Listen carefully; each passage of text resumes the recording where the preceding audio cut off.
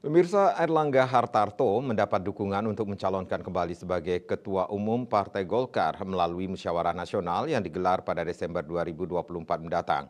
Dukungan datang dari Kosgoro 1957 yang disampaikan langsung oleh Ketua Umum Pimpinan Pusat Kolektif Kosgoro Dev Laksono.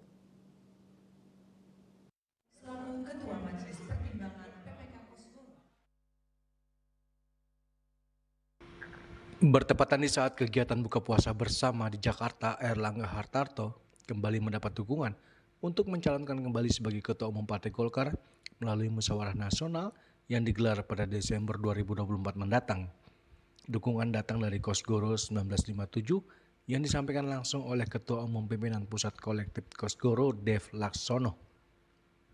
Dev membacakan surat keputusan dengan nomor KPPS 080-PPK Kosgoro 1957 tentang penetapan Kosgoro 1957 kepada Airlangga Hartarto sebagai Ketua Umum Partai Golkar tahun 2024-2029.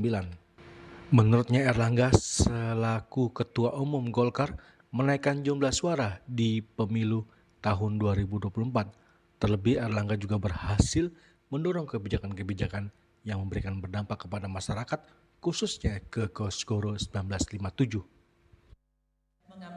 Yang begitu banyak dan juga berhasil memenangkan Pak Prabowo Gibran, dan maka itu kita lihat dan nilai bahwa yang terbaik untuk memimpin Golkar kembali lagi ke periode ke depan adalah Pak Airlangga Hartarto. Maka itu kami buat acara ini untuk mengeratkan persatuan dan kesatuan Kosgoro, sekaligus juga menyerahkan langsung surat dukungan secara bulat tanpa tekanan manapun kepada Pak Airlangga Hartarto selaku calon ketua umum yang berikutnya.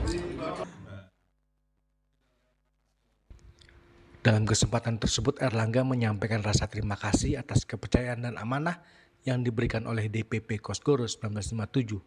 Airlangga memuji kontribusi Kosgoro terhadap kemenangan Partai Golkar di pemilu tahun 2024.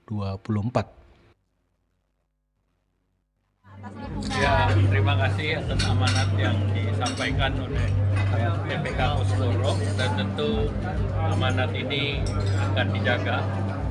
Karena saya juga lebih dari 20-an tahun di Kosgoro.